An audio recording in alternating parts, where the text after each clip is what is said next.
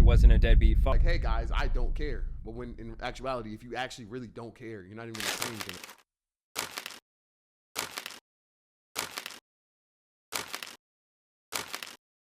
And today, we got Drake's situation gets much worse. And now, I'm not usually one to watch videos like these because, once again, I've always had a problem with YouTubers posting a million videos about the same thing. This video kept showing up on my jaunt, so figured I'd watch it. The latest antics might be his most bold, but also his most insecure move of the entire year. It has been months since I last updated you guys on Drake, and back in the summer, he was trying to make it seem like he was unbothered at every turn. Going bowling under the name 69 God, trying to show the world he wasn't a deadbeat father.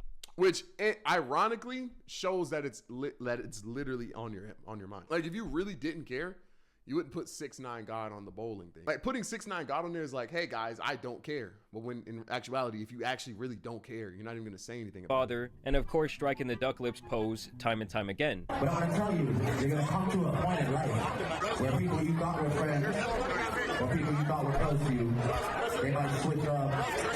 They might this is so bad. They might stab you in the back. They might do a lot of things to you.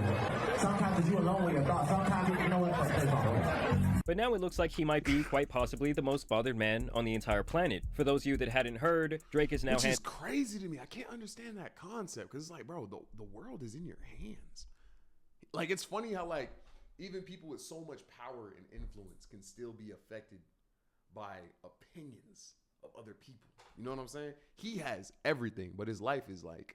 His quality of life is like horrible right now, I'm sure, because like how heavy it is. Handing out lawsuits in regards to the Not Like Us diss record released against him by Kendrick Lamar earlier this year. And he's not even suing because he was being called a PDF. He's suing because he claims that the record label UMG artificially inflated the number of streams on this record using modern day payola and streaming bots. Frozen Moments LLC, which is exclusively owned by Drake, is now asking for a civil RICO to be levied against streaming service Spotify and recording label UMG Recordings. Drake says Kendrick got him so tight that he is suing Spotify. That is crazy. They conspired to knock him off the top of the mountain due to disagreements about their partnership that he and UMG have maintained for years, and that they used Kendrick and his song Not Like Us as a vehicle to essentially do just that. In the lawsuit, Drake's team points out that Spotify is the biggest music streaming platform on earth, and they immediately paint the ties between them and UMG, noting their ongoing licensing agreements that they've had in place since 2020, and also that Spotify brought UMG at least 19% of their overall revenue in 2023. Basically, he's saying that these two have a close and very important partnership. In 2024, UMG did not rely on chance or even ordinary business practices to break through the noise on Spotify and likely other music platforms. It instead launched a campaign to manipulate and saturate the streaming services and airwaves with the song Not Like Us in order to make that song go viral, including by using bots and pay-to-play agreements. On information and belief, UMG charged Spotify licensing rates Isn't The Weeknd the biggest? I'm not tapped in. I don't know. 30% lower than its usual licensing rates for Not Like Us, in exchange for Spotify affirmatively recommending the song to users who are searching for other unrelated songs and artists. Neither UMG nor Spotify... Is that not just suggestions, though? Huh? Disclosed that Spotify had received compensation of any kind in exchange for recommending the song. So Drake is basically claiming that UMG approached Spotify with this offer to make more money off of a hit record than they normally would, or at least to keep a larger percentage of the pie. Do you mind if I take a little sliver? Go for it. Sure. That whole look good. I'm not gonna lie. You want to play? That joint. And in return... I'm about to sin. I'm about to sin. Bro, I'm trying to hold it down for Thanksgiving. But oh, gang, some brownies. Oh my God, some brownies would go crazy right now, bro. Oh my God, that really did something to me, bro. Like, oh my God, bro. Ah, fucks with sweet treats, bro. That's a curse. I'm writing that down. Dang. All they had to do was use their platform strategically to run the numbers up by boosting the I ain't gonna do it.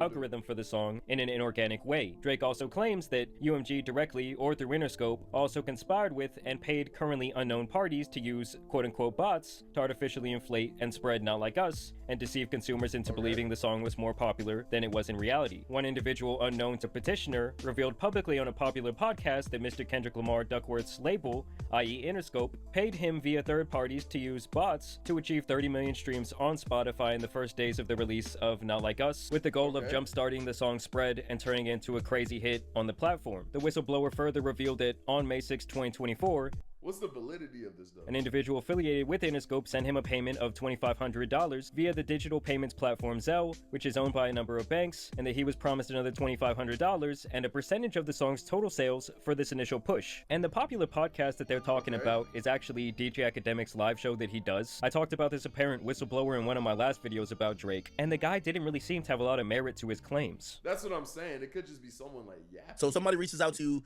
for 30 million streams. What'd you tell them? How much money?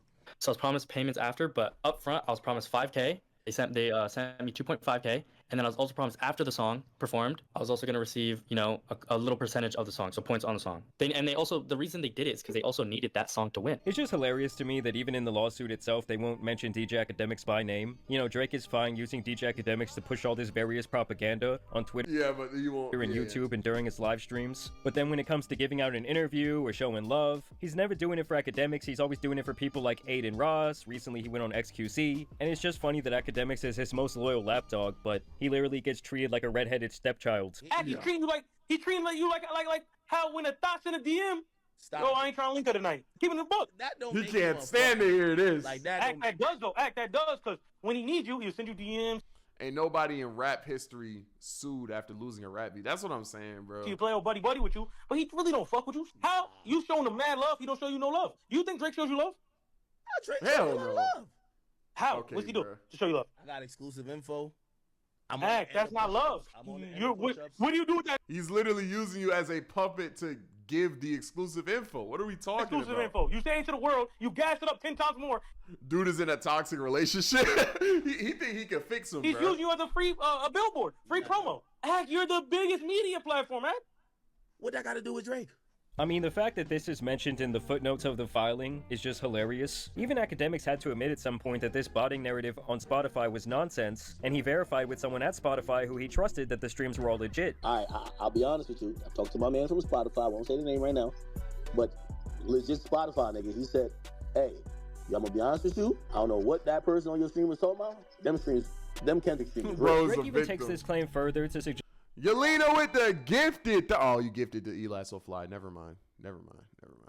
Thanks for the gifted, I guess. But never mind. just that Apple even got in on the action. UMG appears to have used similar tactics with other streaming services on information and belief that UMG paid or approved payments to Apple Inc. to have its voice-activated digital assistant Siri purposely misdirect users to Not Like Us. Online sources reported that when users asked Siri to play the album Certified Lover Boy by recording artist Aubrey Drake Graham, aka Drake, Siri instead played Not Like Us, which contains the lyric Certified, an allegation against Drake. Now, I did find videos of this happening online. Play Certified Lover Boy on Spotify.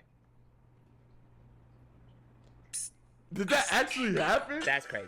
But honestly, I would chalk this up to an algorithm mistake. The term certified lover Algorithm mistake? Nah, someone made a joke. Someone did that on purpose. boy is said in Not Like Us, and so Siri took people to that song. You can do this right now with the Drake record. Like today I told Siri to play me Lean In Soda, and it pulled up his song Virginia Beach. And here is where Drake really starts to get into the trenches of being down bad, where he starts crying that Not Like Us was being played on the radio an unfair amount of times, and he even claims that UMG was putting saying that while having the song Hotline Bling, saying that while you had the song Hotline Bling is crazy, bro. Twitter pages on payroll to endorse that the hoe was getting shoved down our throat. This guy looked like YNW Miller. Song and the video for Not Like Us. Specifically, he lists the Canadian dudes from the NFR podcast. As part of its deal with UMG, the NFR podcast published podcast episodes and other content publicly about the song, like they literally do for almost all major music releases, including all of Drake's. And in a sea change for UMG's internal policy, UMG removed the song's copyright restrictions on YouTube and Twitch, thereby whitelisting the song for the first time in UMG history, which further incentivized influencers to spread the song. This is also— Oh yeah, I was so mad, bro, because I reacted to all the songs, so I couldn't get bread off of that. I was so tight, bro. Another lie, because people ended up getting hit with copyright notices and takedowns left and right for the Not Like Us song and music video. And to me, even if all of this is true about paying off the Twitter pages and the podcast, it's like, okay, is a label that crazy for paying for promotion?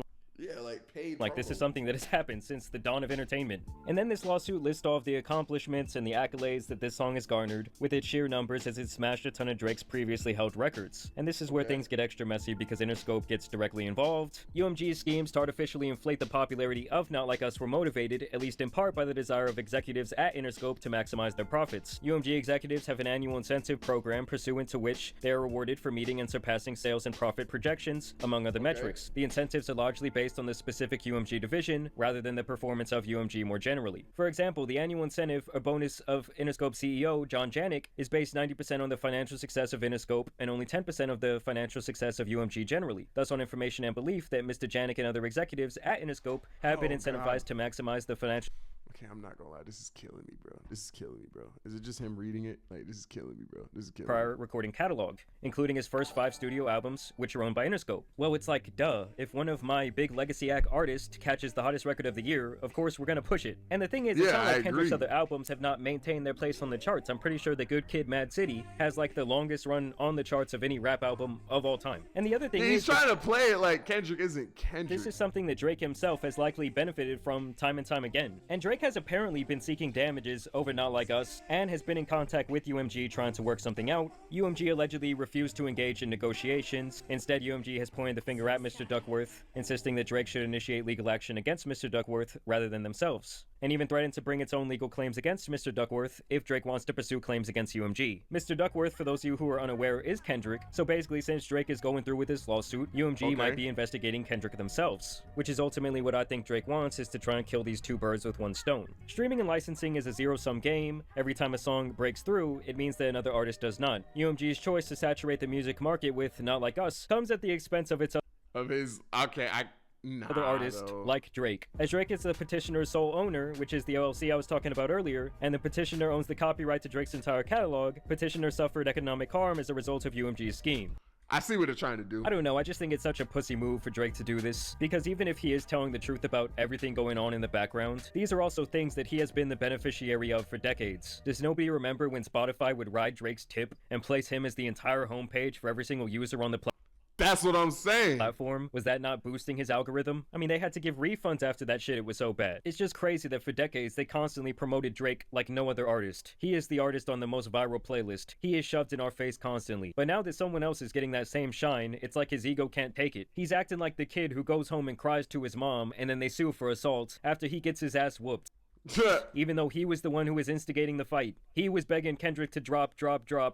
He was saying that. And now this fool is out here suing people because he lost. UMG responded to these claims, by the way, and they say, the suggestion that UMG would do anything to undermine any of its artists is offensive and untrue. We employ the highest ethical practices in our marketing and promotional campaigns. No amount of contrived and absurd legal arguments in this He called y'all. He called him absurd. Pre-action submission can mask the fact that fans choose the music they want to hear. And it's been They said they don't want to listen to you. They not listening to you, boy. rumored that Drake has been at war with UMG Put that heart part back in your hair and get back to singing. for years, and Kanye was even out here saying things like this. Drake has a rich baby daddy named Lucian and Universal. Wow. He's like, like, man, my daddy got it. You know what I'm saying? It's like, my daddy controlled the spins. My daddy got the DSPs. My daddy, Drake has a rich baby daddy. Now, obviously, Kendrick recently dropped his surprise album GMX completely out of nowhere. Like, I'm talking about no promotion, completely out of no nowhere. rollout, nothing. Just here you go, damn. And as a fan of Kendrick, I thought it was really good. It had some for sure hits with Squabble Up and Luther, and it was a cool 44-minute project. I really felt like this was kind of just an ode to California culture in general. But my initial thought is, thank you for the bits, Tiny Juju. that Kendrick likely has more coming than this before the Super Bowl performance. The night it dropped, Drake would actually go on XQC's stream. Like, this nigga is hurt, bruh. That's another curse, but this man is hurt, bruh. An extra What do you think about the album? I haven't listened to it yet because I've been procrastinating reacting to it. salty, and this was his initial message to the world. I'm Drake. This is XQC, real streaming legend. Me, I do music, in case you didn't know. I'm here, as you can see, fully intact. Mind, body, and soul. You need facts to take me out. Fairy tales won't do it. As you guys can the way he talks just annoys me sometimes, bro. see, Drake cut off the braids and now appears to be balding from the stress of this battle. He would also break down every time XQC accidentally played artists he has a problem with, like The Weeknd or Future. You have to switch this song on. Real. Grown man, whole adults, multi-millionaire, by the way. Real sixers, a real sixers, a real six hat. We don't listen to that. And overall, he still seems to be the same fragile guy we've always known since he was in a wheelchair on Degrassi. This is the most Karen, sore loser moment Oh, this picture's hard. This picture's hard. I've ever seen a rapper go through. I mean, he did all of this exact same shit to Meek Mill back in the day. Back to Back was all over the radio. It was being promoted by Spotify. It was playing at house parties and sport events. And that's what I'm now saying. that the rabbit has the gun, well, Drake doesn't seem to like that very much, and he basically wants to take his ball home after getting skunked 21 to Zippo. I mean, I have to think that Drake does have stronger evidence than this DJ Academics live stream. For him to put that 30% number out there when it comes to the licensing agreement makes me think that he has to have some pretty bona fide information at his disposal. So we'll see how this plays out. Did Not Like Us definitely damage his career and his reputation? For sure it did. For sure it did. But hey, man, that was my reaction. Hope you guys liked it.